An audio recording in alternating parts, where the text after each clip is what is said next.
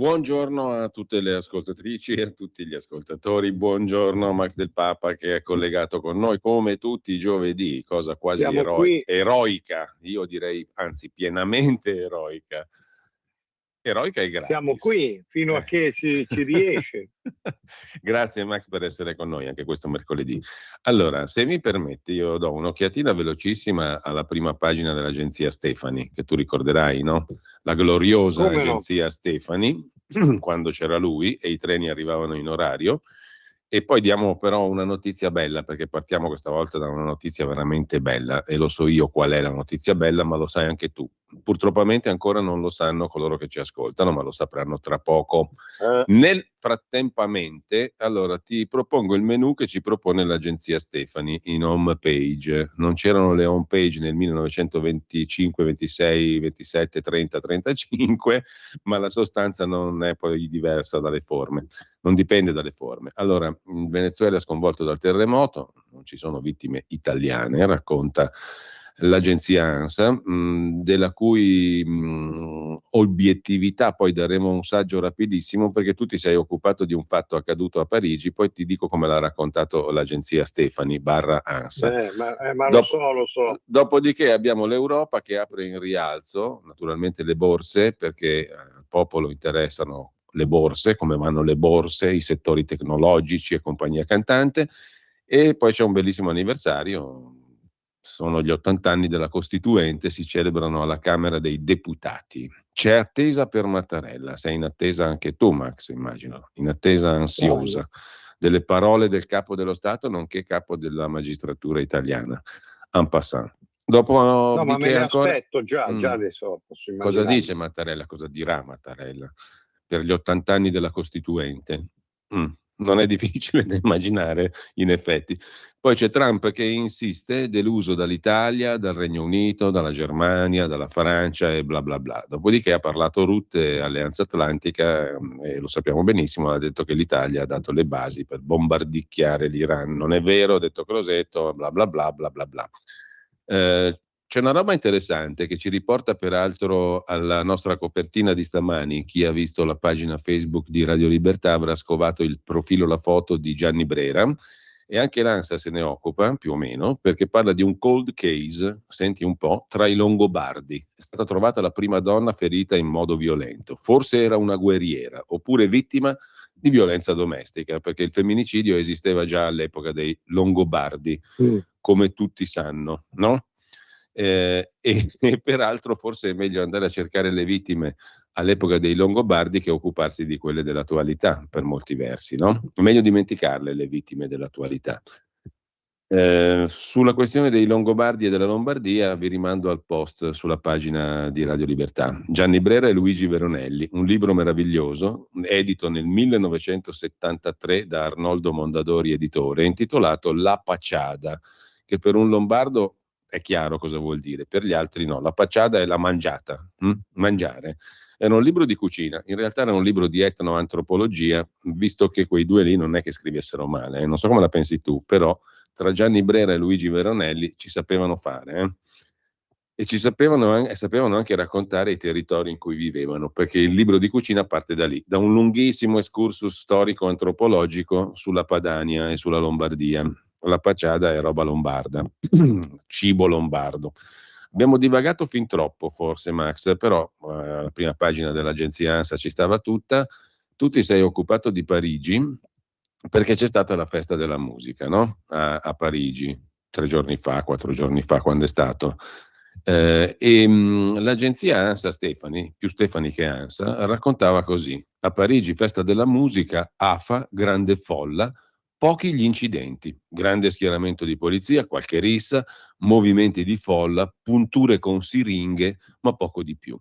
Nonostante l'AFA e la preoccupazione, dopo le violenze dei festeggiamenti per la vittoria del Paris Saint-Germain in Champions League, la serata si è conclusa con un bilancio accettabile. Fra i reati più frequenti che hanno portato ai fermi, 154 fermi durante questa bella festa, furti, lesioni volontarie, detenzione di stupefacenti, violenze sessuali, cioè un bilancio accettabile tutto sommato, no? O sbaglio? No, si mette tutto in conto, ma io Sai, ho visto questo modo, ma ho visto anche poi gli ultimi No, beh, gli ultimi violenze sessuali per resoconti. esempio su minorenni, no, Sì, ma è tutto sì, accettabile, è tutto normale. ho visto anche come ci sono dei pezzi dove quel Maranza che ha partecipato all'omicidio di quella poveretta, poi ha detto è fallito il piano di far la bella vita, me ne scappo, poi ha mandato altri messaggi, Quello schifoso minacce di lì di Ceriale, morte. insomma. Sì, e ho visto come sempre l'ANSA e tutti gli altri lo hanno trattato. Eravamo al panegirico quasi, c'è un po' di indignazione così, la famiglia si scusa, la famiglia è falsa come tutti gli islamici, ma eravamo proprio all'esaltazione. In questo caso non potevano dire che era un depresso, e allora hanno detto che insomma, vabbè. No, altro che depresso, quello lì era su di giri parecchio, era in gran Sì, beh, è forma. un drogato, è uno spacciatore, però lì hanno girato intorno e hanno detto, cioè l'hanno trattato come un simpatico. Non era E malinconico poi come l'attentatore di no, Modena. quello no, però insomma hanno affondato un po' sul fatto che non abbiamo più una coscienza. Io vorrei anche dire che mi comincio a rompere i coglioni di tutti questi qua, questi commentatori più o meno augusti, più o meno aulici, più o meno arteriosclerotici, più o meno, non solo di sinistra, che se la cavano con questa scoperta dell'acqua calda, si è incrinato qualcosa, si è rotto qualcosa, non abbiamo più una coscienza. Cioè, dai, su, avete fatto i miliardi nella vostra carriera, mi aspetto qualcosa di più, sia in termini di analisi sia in termini di coraggio, perché se no mi basta andare dal fruttarolo e anche lui mi dice dove andremo a finire.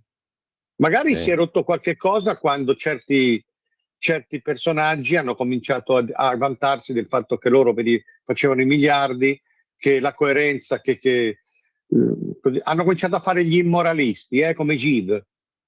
Bando a chi si scandalizza, bando a il mondo va così, non lo capite, noi abbiamo fatto i soldi, a noi ci hanno coperto di soldi, è il mercato, sai quella logica per cui se lo ha fatto, bravo lui, se lo ha fatto, bravo che poteva. Sì, certo.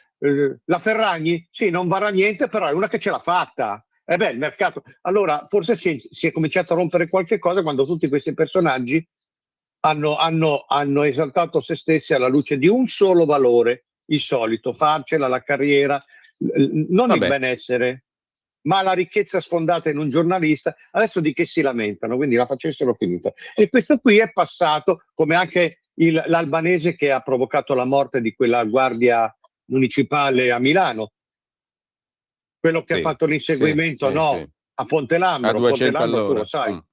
Ponte Lambro è come Lido Tre Archi. E insomma, lo hanno coperto, gli hanno coperti dei ragazzi, così.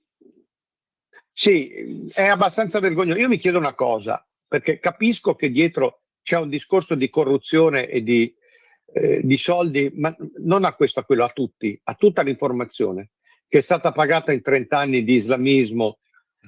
Però qui credo che siamo oltre, siamo a un livello quasi patologico, no quasi, siamo a un livello indegno, patologico, per cui uno ti taglia la testa, ti taglia la gola, ci usano le circonlocuzioni, cioè, è chiaro che qui si va oltre la menzogna. Allora mi chiedo, ma non ce l'hanno questi qua? Capisco tutto, le varie carte li obbligano, i soldi, la corruzione li obbligano, però dico, non ce l'hanno mai un minimo. Cioè, la sera quando vanno a dormire questi qua dormono?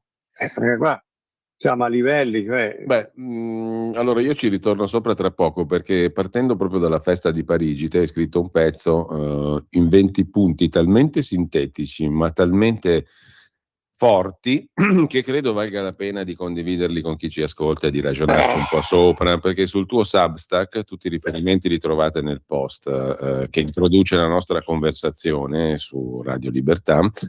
tutti i riferimenti naturalmente a dove trovate ciò che pubblica e ciò che sempre più anche mette in video, no? Perché hai preso questa bellissima abitudine, Max, di farti delle chiacchierate serali su YouTube, in diretta YouTube. Quindi ho messo anche il tuo canale YouTube, gli ascoltatori e ascoltatrici possono trovare tutto quanto facilmente. Ecco, detto questo, però, io volevo partire da una bella notizia, perché nella tua casa è entrato un meraviglioso essere da pochissimo. Questa storia ce la devi raccontare perché io l'ho vista nei tuoi video e praticamente è entrata subito dopo la nostra ultima conversazione di settimana scorsa. Sono 5-6 giorni, 7 giorni che sta, sì, che meno, sta a meno. casa tua, no? Com'è? Chi è? Dov'è che l'hai trovata? Com'è che l'hai trovata? Raccontaci questa bellissima storia, che tra l'altro farebbe la felicità anche di Vittorio Feltri, che oggi in un'intervista al Corriere della Sera si incazza come un bufalo contro la nuova legge sulla caccia.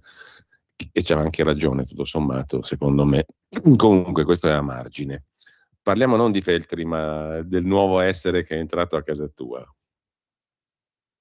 Ma è veramente strano, perché erano le ore in cui un anno fa dovevamo portare il nostro Nerino ad addormentarlo, perché era troppo malato, non ce la faceva più, e per noi, per mia moglie e per me, è stato uno dei dolori più atroci della nostra vita. Stiamo Un parlando mese di una sofferenza. del tuo gatto di riferimento. Il primo che abbiamo preso di tanti, e che non era un gatto, ma era veramente in una simbiosi anche mentale con noi. Vabbè. Mia moglie si era sognato quella notte lì. Io non dormivo, sentivo un continuo chiamare, e per un po' l'ho ignorato. Poi alle 4 della mattina non ce l'ho fatta più, sono sceso. Da dove viene questo? Questo non è un gatto di strada. C'era una signora con me, era scesa anche lei, che non ne poteva più. Lo abbiamo cercato, abbiamo scoperto che si era infilato dentro il motore di una macchina parcheggiata da sotto. Non siamo riusciti a stanarlo, non ce l'hanno fatta i pompieri, abbiamo chiamato mezzo mondo, e per farla breve, alla fine questa qua, da sola si è liberata, ma sembrava morta ormai, poi sai, sale il caldo alla mattina. Questo, se non muore perché accendono il motore, muore di calore, muore cotto. È riuscita a scendere da tutti i grovigli meccanici del motore, però si è infilata nella mia macchina, nel mio motore. È venuta proprio. E lì la fortuna è stata che, aprendo il cofano, non era più sotto, ma era proprio lì che ti guardava. Basta, l'ho presa. Che dovevo fare? L'ho portata a casa.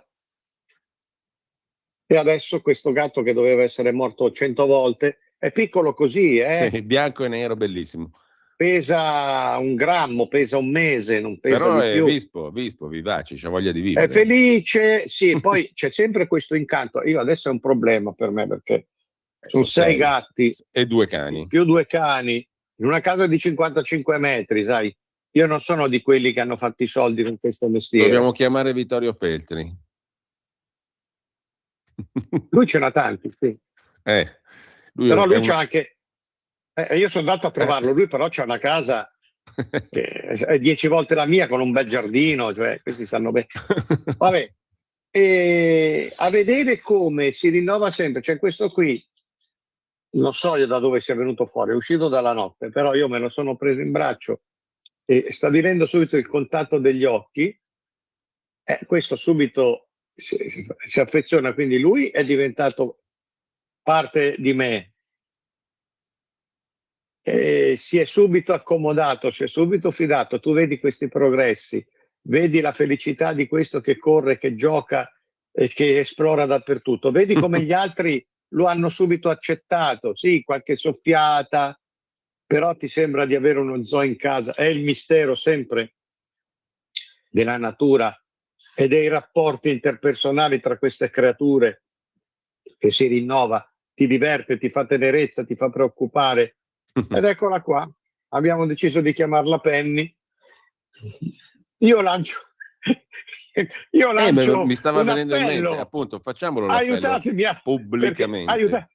sì, no, aiutatemi, perché qua gliela faccio più, perché qua dov'è che ti possono contattare facilmente? È dappertutto, ai miei codi, su Substack, si iscrivessero, facessero una donazione su PayPal, io non mi vergogno più. C'è un'altra cosa che vorrei anche dire, attenzione però, sto cercando di piazzare un cane che si chiama Sharif, ha 7 anni, sta qua vicino a Grottazzolina, è un paese delle mie parti, del Fermano. Non possono più tenerlo perché il padrone è morto.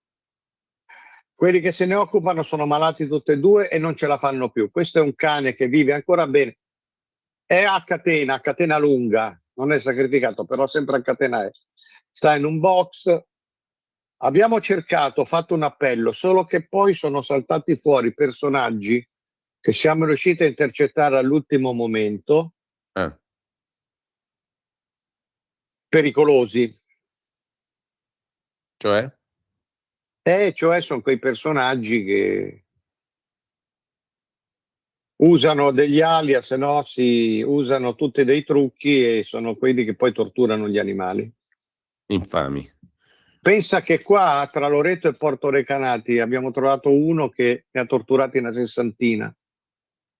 Allora sono stato contattato. Ma perdonami, per puro sadismo o per altri motivi?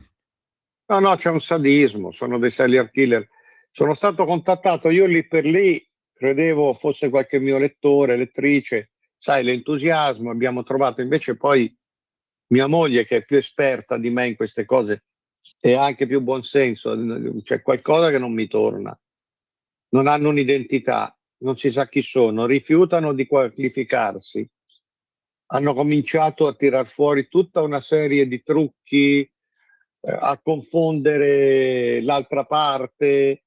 Si vedeva che, insomma, non ci siamo fidati più.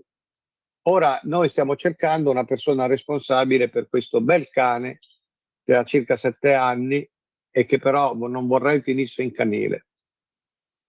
Dobbiamo però fidarci perché insomma è pieno, ma guarda che è pieno, cioè ci sono delle blacklist, ci sono nel giro dei volontari del mondo degli anti degli animali è pieno di allarmi perché ci sono dei personaggi che sono terrificanti. A Roma c'è una che non si capisce, ha torturato centinaia di gattini, sanno tutti chi è uscita con nome e cognome, nessuno le fa niente perché sembra una frase fatta, però tanto in Italia non regge niente, non tiene niente, non funziona niente e questa continua a torturare gli animali.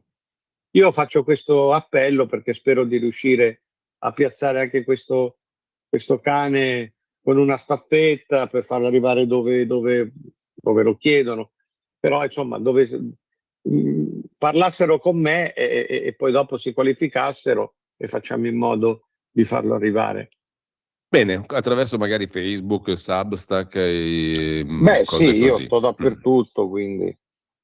Benissimo, benissimo. Max, prima di ritornare al tuo pezzo, che io ho trovato veramente stimolante, formidabile, utile, per cui mi piacerebbe parlarne con chi ci ascolta in questo momento, ti leggo una notizia tra quelle che ho visto oggi così volando molto rapidamente perché non mi soffermo molto sui quotidiani, però oggi c'era una notizia in prima pagina sul quotidiano dei vescovi, della CEI, della Conferenza Episcopale Italiana Avvenire, che mi sembra piuttosto interessante, che ha a che fare con questioni di cui ti sei occupato recentemente. Tu hai anche fatto una bella recensione sul libro di Silvana De Mari sull'Islam.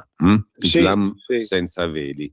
Islam senza veli, quello che ogni occidentale deve sapere, deve chiedere sull'Islam. Poi ne riparliamo.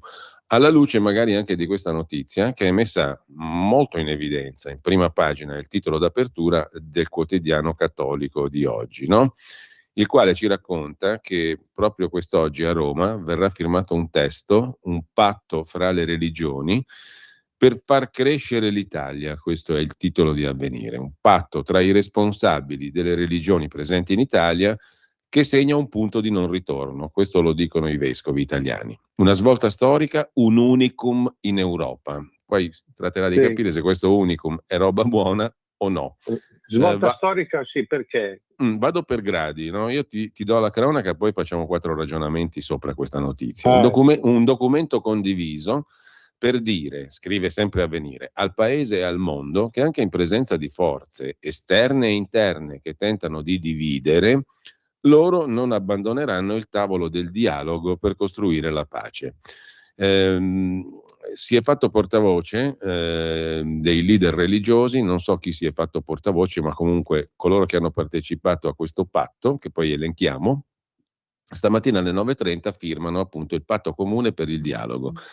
Il direttore dell'Ufficio Nazionale per l'Ecumenismo e il Dialogo Interreligioso della CEI, Don Giuliano Savina, è lui il portavoce. L'evento è una tappa del percorso iniziato nel 2023 con Papa Francesco nell'ambito del cammino delle chiese che sono in Italia, la via italiana del dialogo, le religioni nello spazio pubblico per la coesione sociale. Obiettivo, una riflessione sulla necessità di essere nello spazio pubblico, cioè diciamo in senso lato politico, ovviamente, una risorsa capace di tessere dialogo, comunione, pace, eccetera. I leader delle religioni diffuse nel paese hanno avuto ogni anno almeno un incontro in presenza nella sede della CEI, cioè è stata la Conferenza Episcopale Italiana che ha ospitato questi incontri, oltre che dei confronti online. La prima convocazione è stata promossa dalla Commissione Episcopale per l'Ecumenismo e il dialogo.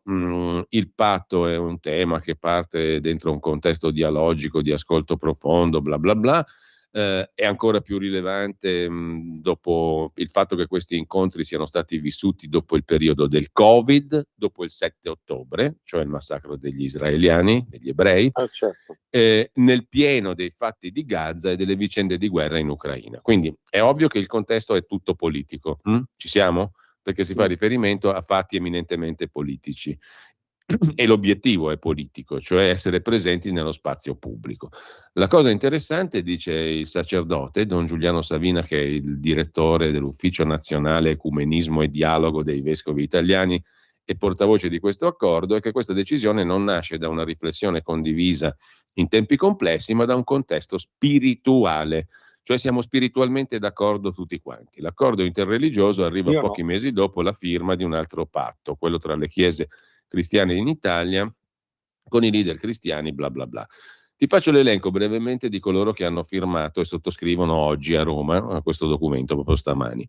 Oltre all'Istituto Buddista Italiano Soka Gakkai, l'Assemblea Spirituale Nazionale dei Baha'i d'Italia, che francamente non ho avuto il tempo di capire chi sono, la Sikhi Shewa Society, cioè i Sikh indiani, la Confederazione Islamica Italiana, che è sostanzialmente quella dell'imam Pallavicini, è una corrente sufi che rappresenta pochissimo ed è poco considerata da tutti gli altri islamici in Italia, la comunità religiosa islamica italiana, che invece fa capo alla Moschea di Roma, la grande Moschea di Roma, e già lì entriamo più politicamente in zone sensibili, poi l'Assemblea dei Rabbini, la Sacra Arcidiocesi Ortodossa e il Centro Islamico Culturale d'Italia, che è un'altra organizzazione, diciamo così, più rappresentativa di quella dell'Imam Pallavicini, e infine l'Unione delle Comunità Islamiche d'Italia. E qui siamo in piena UCOI, Unione delle Comunità e delle Organizzazioni Islamiche in Italia, che significa sostanzialmente Fratelli Musulmani, che significa Qatar,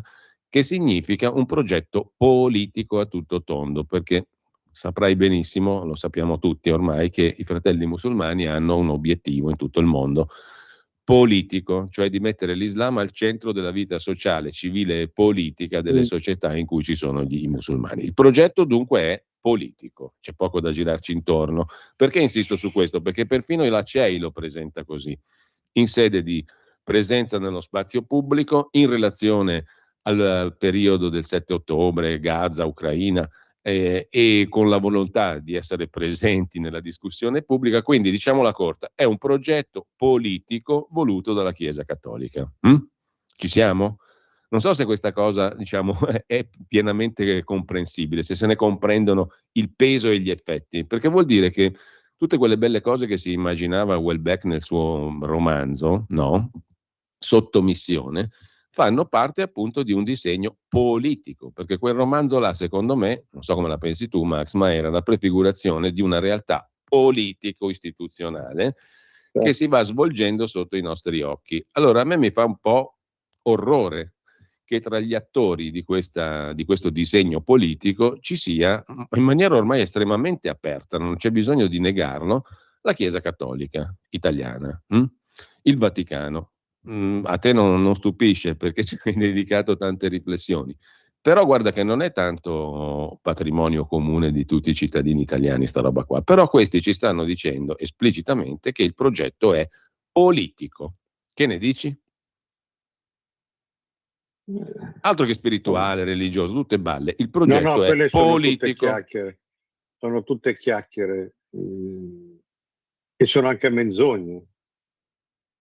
Cioè la Chiesa si è rinnegata, ha rinunciato completamente al suo ruolo, è un clero che è corrotto, che è pagato come quasi tutto il resto dal mondo islamico, ed è pagato per abbandonare i cristiano-cattolici alle mire egemoniche espansioniste dell'Islam. È cominciato con gli ultimi 2 papi. Questo Prevost è stato scelto da quell'altro in articulo mortis e deve continuare il lavoro. Il Papa di per sé non conta, o meglio, ecco, comanda solo se è in armonia con i veri centri di potere che sono Sant'Egidio, e quindi la CEI, Zuppi, Parolin, Pizzaballa che sta a Gaza, eccetera, eccetera. Il senso è questo qua. In Italia ci sono 30 chiese distrutte, profanate alla settimana, il clero non dice niente, il clero dà i suoi oratori, le sue chiese, i suoi spazi all'Islam e l'Islam se ne appropria. C'è un report israeliano che individua 5 organizzazioni affiliate ai fratelli musulmani e una di queste sono proprio Lukoil. Beh, si sapeva, anzi, però... la prima. Si sapeva. Io adesso vado a pescare qua, ecco, al centro della mappa, secondo questo rapporto israeliano sui fratelli musulmani, al centro della mappa compare Lukoil, Unione Comunità Organizzazioni Islamiche in Italia, indicata nel report come la principale organizzazione riconducibile alla fratellanza. Attorno ad essa vengono collocate realtà diverse per funzione pubblico di riferimento.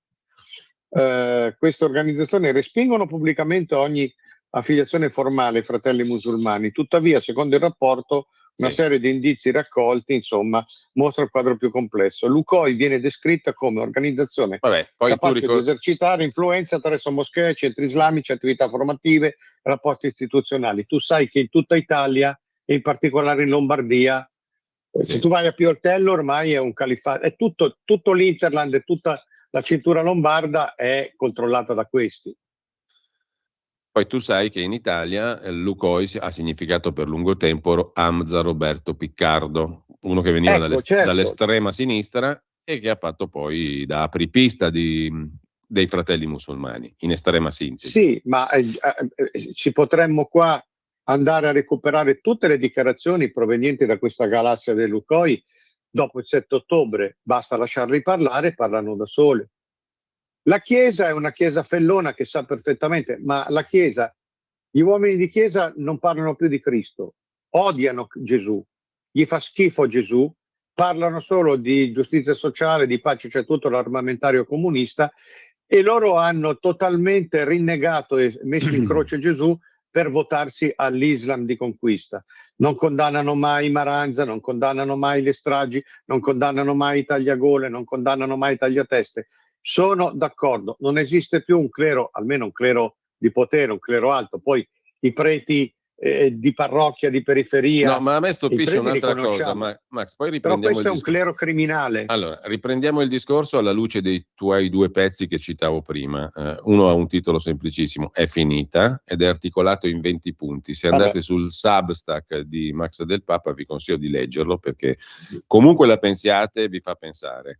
Il secondo pezzo è la recensione del libro di Silvana De Mari, che ha pienamente a che fare con quello che stiamo dicendo. Io intanto però mi meraviglio, e andiamo in pausa adesso, sono le 10:30, del fatto che un simile progetto politico, fino a poco tempo fa c'era sempre l'ambiguità, adesso sempre più è chiaro che, ripeto, è un progetto politico, ma la politica tutta se ne sta zitta, lontanissima da questi argomenti. Allora, poi te ne chiedo il perché. Tu dici la destra? Destra, sinistra, centro, No, sopra, sotto. la sinistra La esulta sinistra e approva. favorisce, ok, ho capito, ma non prende posizione sul fatto che sei di fronte a un progetto politico, perché loro la passano come un'idea la sinistra così non di ha tolleranza. bisogno di prendere posizione, cioè Ce l'ha, certo, è ovviamente. implicito ed organico. Max, a destra abbiamo il ministro Altajani che cosa può dire? Sì. Vabbè, ci sentiamo tra 2 minuti, siamo già in ritardo, a tra poco. Ok. Stai ascoltando Radio Libertà, la tua voce libera, senza filtri né censura. La tua radio.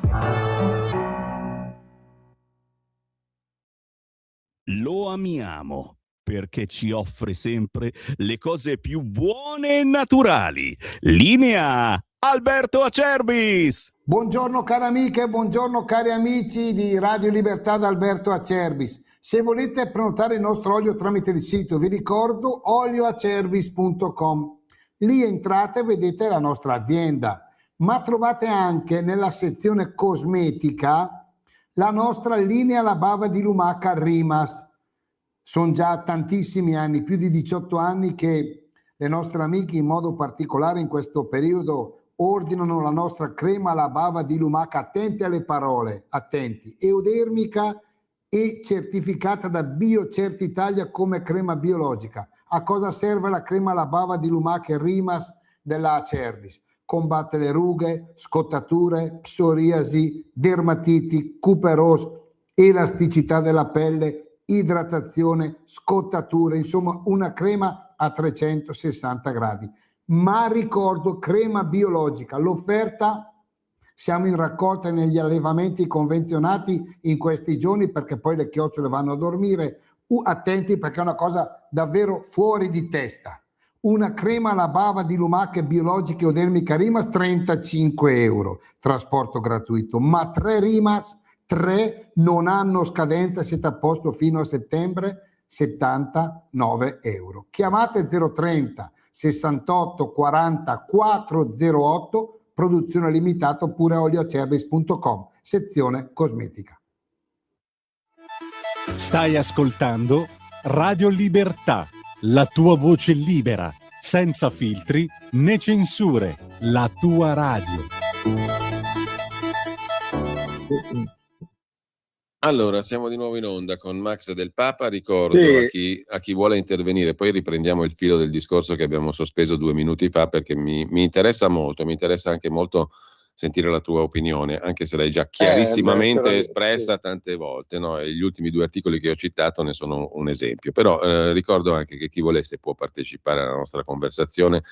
Magari poi apriamo anche le linee per il momento con i WhatsApp, i messaggi al 340 6709 659, sia scritti che audio se volete. Allora Max, dicevo prima, il progetto è politico e io non dicevo la sinistra si astiene, giustamente tu dici la sinistra favorisce perché te la vende come tolleranza da non so quanti anni. Però sarebbe il caso di confrontarsi con un progetto politico che vede l'islamizzazione della società come suo nucleo, perché è inutile girarci intorno. Quando tu fai un patto con Lukoil e con le organizzazioni musulmane, e non ho bisogno di citare autori, testi, poi parliamo del libro di Silvana De Mari, per carità, però basta che tu ti legga ciò che è il cardine dell'Islam, cioè il Corano, e hai le idee chiarissime. Lì non c'è niente di occulto, di misterioso. È tutto estremamente chiaro e dichiarato, no? Allora io voglio capire come cavolo fa una sinistra, diciamo qualunque, che dovrebbe ispirarsi ai principi voltairiani della rivoluzione francese, laici, se non addirittura libertari, ad abbracciare una roba che dice mettiamo il Corano al centro della nostra società, perché quello è il punto, i valori del Corano. Poi tu li puoi declinare anche laicamente quei valori, perché il Corano è un testo politico, è un testo di sottomissione del nemico. C'è poco da girarci intorno. Se vuoi stringere all'estremo il messaggio del Corano è fottete i vostri nemici, che sono i cristiani e gli ebrei, in primo luogo. Poi Beh, ma la naturalmente sinistra i odia i buddisti, gli cristiani, gli sikh, ebrei, ma gli sì, indù, vabbè. eccetera, eccetera, cioè tutto ciò che non è Allah, che non è Corano, va sottomesso. Infatti Islam cosa significa letteralmente? Sottomissione, giusto? Sì, sì. Sottomissione del musulmano al testo sacro e sottomissione dei non musulmani. Ma è di una chiarezza fantastica. Quello non è Mm. un testo teologico, io l'ho sempre pensata così da laico quale sono, leggendo il Corano in 3 diverse versioni, perché volevo vedere le differenze, compresa quella di Hamza Roberto Piccardo, che l'ha tradotto, no? Per Lucoi. Ebbene, quello che viene fuori è Sì. estremamente chiaro, non c'è bisogno di fini esegeti, di filosofi, di scienziati della storia religiosa, non c'è bisogno di interpreti, è chiarissimo. Il progetto è molto chiaro. Questi vengono 600 anni dopo il cristianesimo, 1000 anni 1500 anni dopo gli ebrei. Il Corano è una copiatura della Bibbia e dei Vangeli tradotta in una nuova chiave, che è la sottomissione di quelli che sono venuti prima. Questi che sono venuti prima li dobbiamo sottomettere per comandare noi. Io la faccio corta, ma non è molto diversa dalla realtà, o No. sbaglio? Tu come la vedi? Ma si sa che la sinistra ha sempre odiato l'Occidente, l'Italia, e ha sempre odiato gli ebrei, perché comunque l'antisemitismo moderno viene da Marx, che era Mordecai, che era un ebreo. Nessun ebreo può Anche odiare gli molti ebrei come un cattolici hanno ebreo odiato gli spietato. ebrei, molti cattolici. Sì, però la sinistra ne fa proprio un'architrave ideologica, politica, è sempre politico, quindi loro pensano di governare tramite la sostituzione questo processo. Cioè, quello che è fallito con la rivoluzione classista della classe operaia, loro cercano di rilanciarlo sempre. Il comunista cerca sempre di tornare all'origine della rivoluzione sanguinaria. Poi con chi la fa non gli importa, questo è il punto. Sono stupidi, sono miopi, sono criminali, però insomma, stiamo parlando di comunisti, cioè persone che non sono normali, non sono come noi, sono dei tarati con una attitudine stragista, delinquenziale, criminale. Già il fatto che difendono la pedofilia, che la vogliono istituzionalizzare, già il fatto che vogliono difendere la compravendita di bambini, di uteri, tutto quello che è malvagio e che è spaventoso, la sinistra post-comunista, che è sempre comunista, lo porta avanti. E dunque qui ci sta anche questo progetto. Io vorrei tornare al fatto che questa chiesa è una chiesa, appunto, catto-comunista islamica, una chiesa stragista, una chiesa criminale, una chiesa immonda, una chiesa vergognosa. Il libro di Silvano è provocatorio in questo. Intanto mette insieme un po' di sure, le sure coraniche bisogna conoscerle. Prima di cianciare di Islam moderato, bisogna conoscere le sure coraniche. Bisogna sapere che uno che non si vota al Corano e a quelle sure non è un vero musulmano, è uno che a sua volta è passibile di punizione e di taglio di testa perché è un apostata. Su questo non c'è discussione. Il Corano con le sure non va glossato, non va interpretato. L'unica interpretazione in 1400 anni è stata quella alla fine degli anni 70 dell'Ayatollah Khomeini, il quale voleva passare da un'egemonia sunnita a una sciita e ha radicalizzato ancora di più, cioè ha introdotto il concetto di martirio. Morire per uccidere, fine, non c'è altra evoluzione. Quindi chi parla di Islam moderato, sì, ci sono gli islamici moderati, sono quelli che non praticano, sono quelli che non osservano e che quindi sono degli infedeli. Ma quando l'Islam diventa egemone, questi si svegliano però, perché o si adeguano e quindi passano anche loro alla guerra, alla jihad, oppure vengono fatti fuori per primi. Non c'è altra discussione. Allora, tu prima nominavi Piccardo, Hamza, Sì, traduttore, no? Ecco, io mi prendo solo due. È fondatore dell'UCOI. Io prendo, ecco, il figlio Davide. Sì. Ce lo ricordiamo la sua foto? Buon 7 ottobre a tutti, corredata da una foto della spianata delle moschee di Gerusalemme coperte dalla bandiera palestinese. Te la ricordi? Bisognerebbe ricordarla un po' di più. Allora, l'altra invece Oggi è di firma, hai poco tempo capito? fa. Oggi firma in Vaticano. Oggi, l'altra è di poco tempo fa, sempre Davide Piccardo, figlio di Hamza. Che cosa ha scritto? Vado a riprenderla. In entrambi i casi, questa storia, questo è del 10 marzo, di ieri, questa storia può finire in due modi.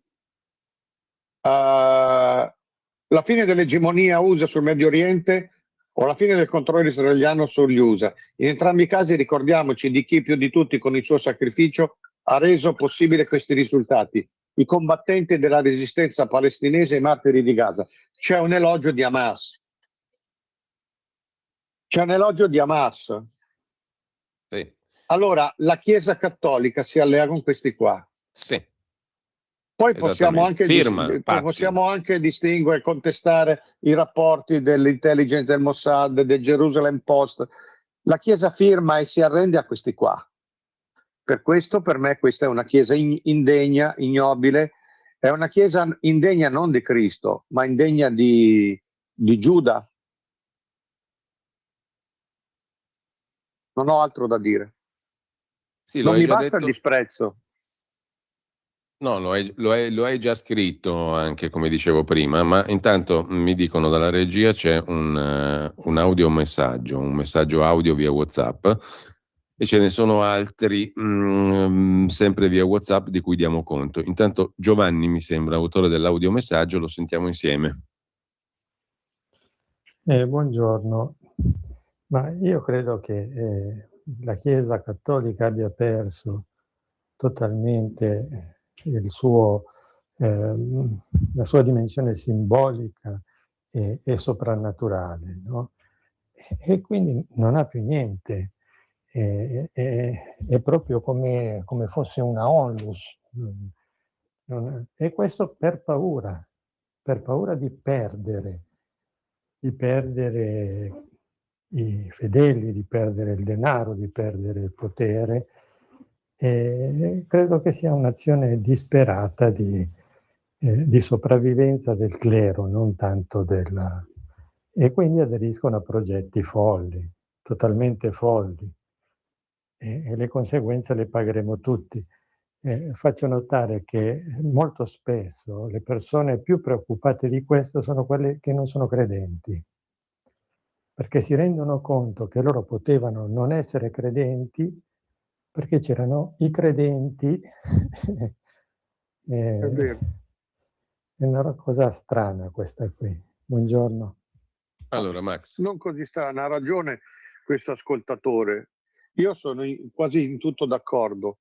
Non sono d'accordo solo su una cosa, che la Chiesa si arrende come mossa disperata, cioè no, la Chiesa è una onlus. In realtà questi qua si sono consegnati perché già corrotti fino al midollo, pagati, poi perché loro a questo punto stanno cercando l'ultima cosa che gli rimane da fare, di gestire il traffico degli esseri umani che è in mano alla Chiesa, tramite gli scafisti d'accordo con la sinistra, però insomma il grosso dell'accoglienza se lo prende ancora la Chiesa, quindi loro stanno cercando di amministrare gli ultimi miliardi che gli arrivano, sapendo che di qui a 10, 20, 30 anni è tutto chiuso, da qui a 10, 20, 30 anni è tutto come Parigi, dove non trovavi un volto occidentale europeo, e infatti si scannavano, si violentavano, si pungevano con le siringhe. Parigi, Londra, l'Inghilterra, la Francia. Adesso in Svezia hanno cominciato a mandare indietro, no? Hai visto? In Danimarca. Troppo poco e troppo tardi. La Chiesa, particolarmente italiana, perché nel resto d'Europa non conta più niente, sta cercando di amministrare gli ultimi soldi che gli vengono dalla tratta dei migranti, degli esseri umani.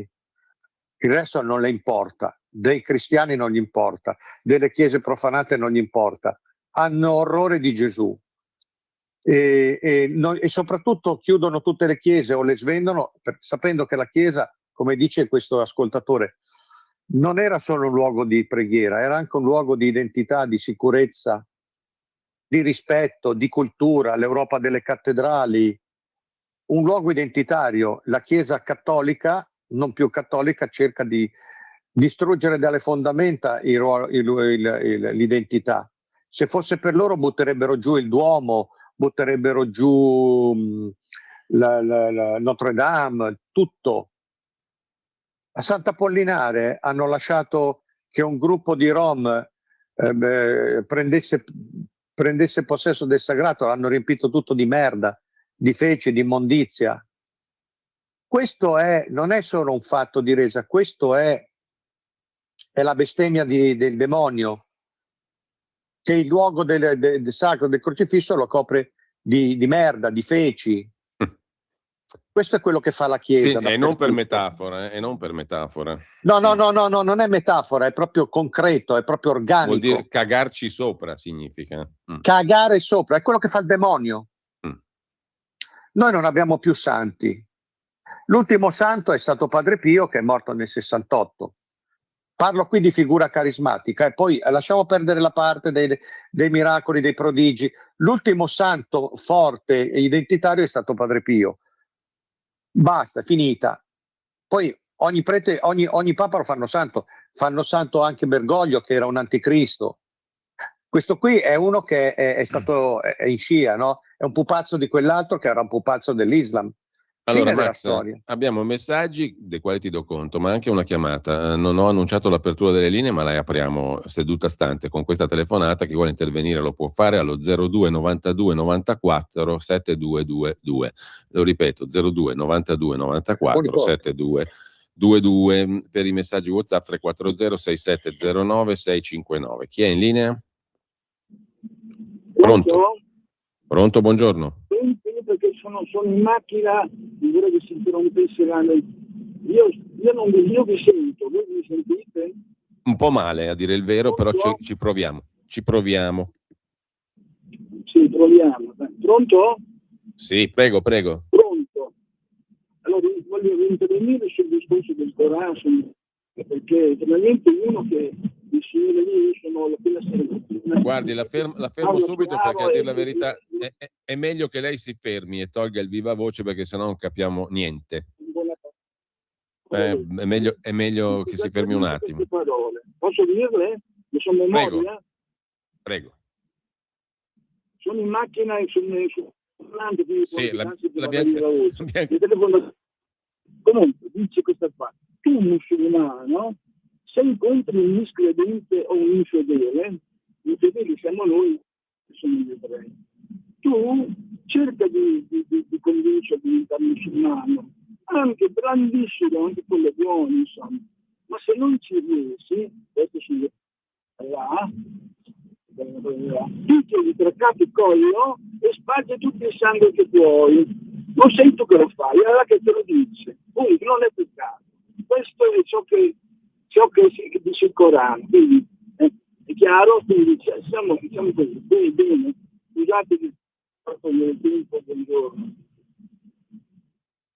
Va bene, c'è un'altra telefonata, se non vado errato, e la sentiamo subito, poi giro i messaggi però. La sura del Corano è una delle tante sure di cui parlavamo prima, no? Estremamente chiare, e poi ci sono i detti del profeta che sono a commento di tutto quanto, che sono ancora più chiari. Vorrei dire una cosa su questo, breve. Dimmi Max, prego. Il libro di Silvana è imbastito poi su una tesi provocatoria perché è sensata, cioè si chiamino i musulmani cosiddetti moderati a fare professione di accettazione della nostra Costituzione, delle nostre leggi, del nostro sistema di vita, della nostra civiltà. Non ne troveremo uno. Quindi il libro Silvana se lo deve fare da sola, no? E con questo due entra nella resa all'UCOI della Chiesa Cattolica, ovviamente, o alla Socca Gakkai. E con due che hanno usato l'anonimato per proteggersi. Ha scritto il libro Silvana De Mare. Non ha detto mica niente di strano, Silvana. È un principio, dovrebbe essere un principio costituzionale, sì, ma la Costituzione, normalissimo. Tu lo sai, si mette in culo quando non serve, no? Non si invochi la libertà.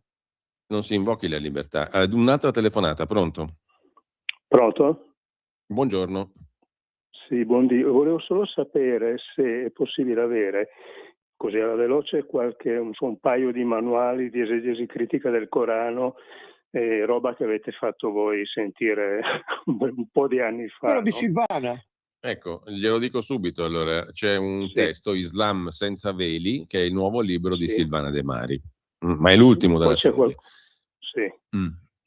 Sì, comunque ce n'erano di interessanti che lei aveva proposto. Mahdi Allam ha scritto tante cose, Mahdi Allam ha fatto il commento del Corano medesimo, però io la invito a leggere, non se l'è mai letto lei il Corano? Questo senz'altro. Islam senza veli, giusto? Sì, poi tanti libri di Mahdi Allam, compresa un'edizione del Corano con una sua prefazione, se riesce a trovarla. Però il Corano se lo Islam legga... senza veli si trova solo su Amazon, ovviamente. Ho capito. Nessuno lo Va avrebbe bene. mai stampato. Grazie, Bene. buona giornata. Di niente, allora c'è Max, un ascoltatore che scrive, ha un'altra chiamata ancora, quindi la sentiamo al volo, poi ti giro i messaggi. Pronto? Pronto, buongiorno. Buongiorno. Io sto seguendo la trasmissione, vorrei dire una cosa, io ormai ho quasi 80 anni, ho avuto modo di conoscere delle persone che lavoravano in Somalia, erano, diciamo, parliamo degli anni 70.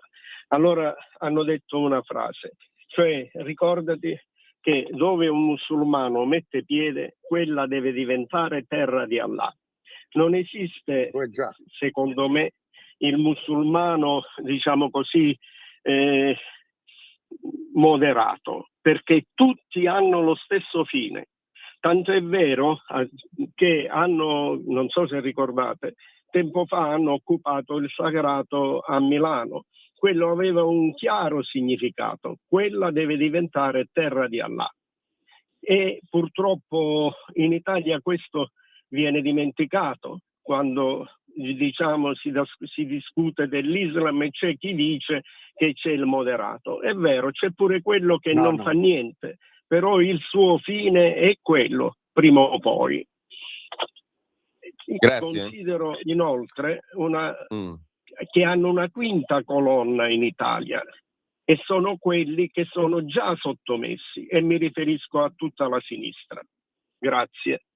Anche la destra. Anche grazie la destra. Grazie a lei, Max. Vedi, vero, l'occupazione anche degli spazi non è solo il Duomo, non è solo, cioè è la Tarush Gamea di Capodanno.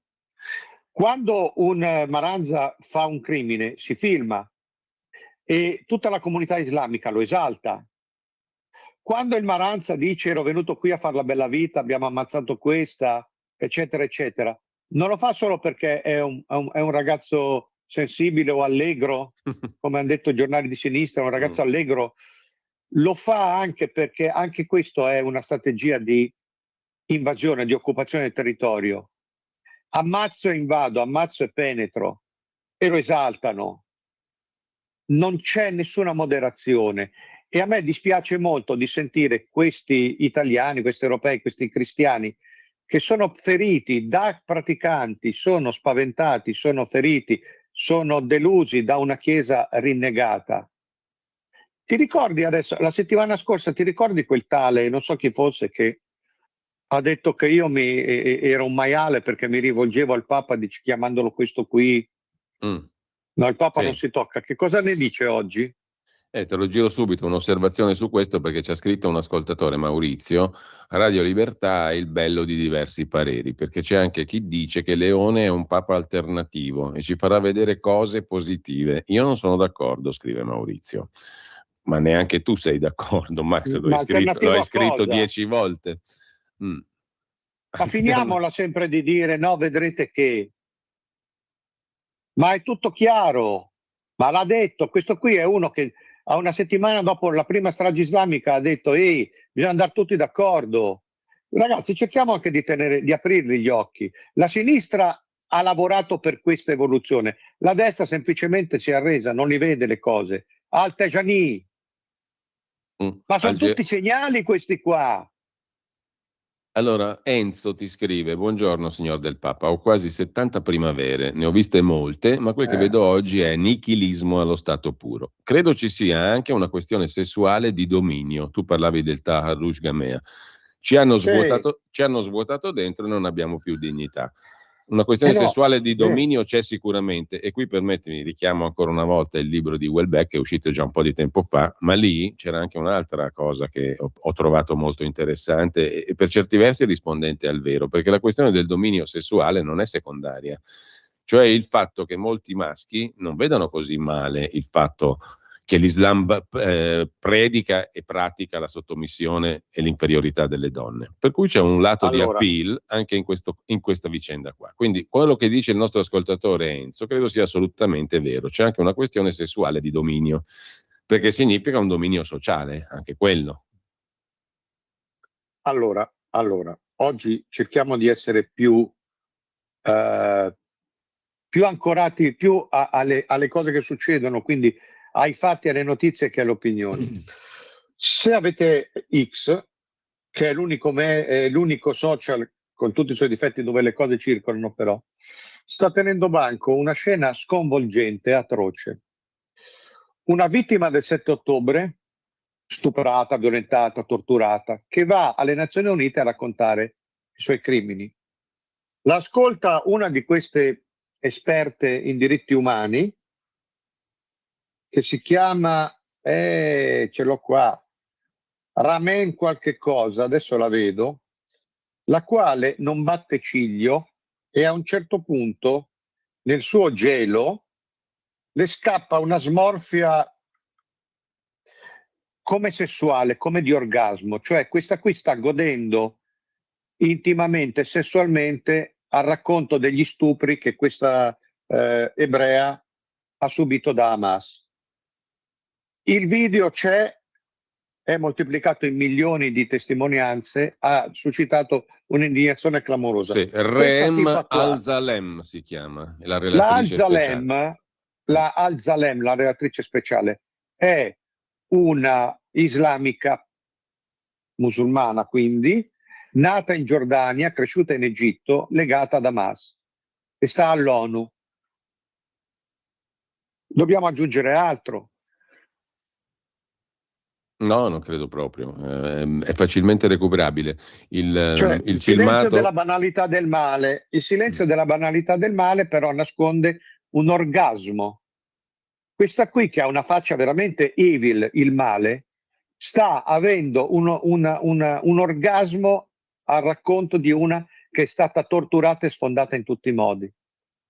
Non ho sentito niente dal Papa che ci darà delle grandi soddisfazioni, non ho sentito niente, ed è meglio che io non senta niente dai suoi mozzorecchi intorno, perché sarebbero d'accordo. La verità è che la Chiesa ha ceduto tutti i suoi spazi e tutte le sue possibilità all'Islam di conquista. Allora, facciamo in tempo a sentire un'ultima telefonata. Pronto?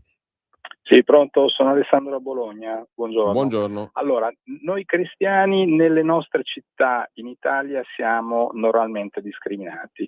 Vi porto un dato di fatto. L'anno scorso, come posso dire, una delle più grandi chiese cristiane e protestanti in Italia, abbiamo organizzato il Salute Expo e il Bibbia Expo a Bologna.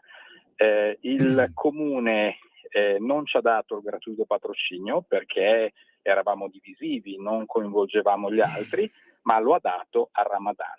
Questo come indicazione, per cui siamo noi quelli discriminati. Vi ascolto per radio.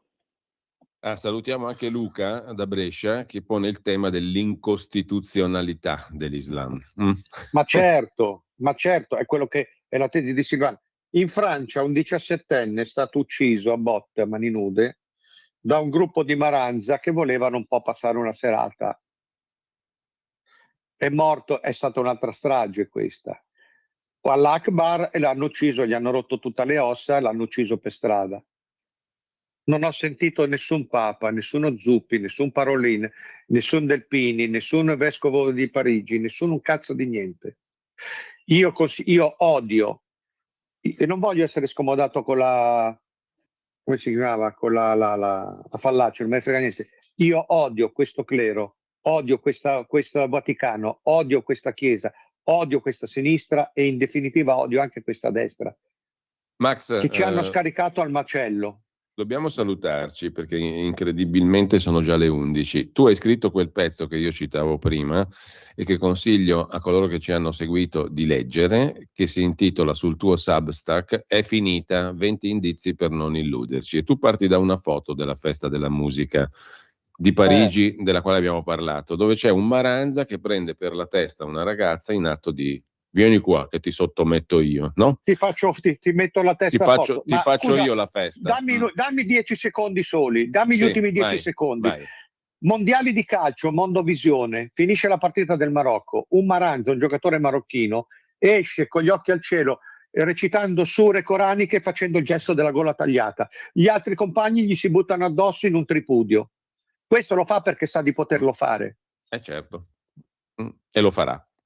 E noi stiamo a discutere di che? Di sottomissione e di conquista. Sì, oggi firmano il patto con questi qua. Oggi firmano il patto in Vaticano. Non siamo alla sostituzione, siamo all'estinzione nostra. Allora Max, grazie. Salutami Penny. Se la trovi. Se la trovo perché questo ormai... no, voglio chiudere con un pensiero bello perché mi sono incupito tremendamente, però la realtà è quello che è, inutile girarci intorno. Grazie a Max Del Papa e a tutti coloro che ci hanno seguito. Buon pomeriggio.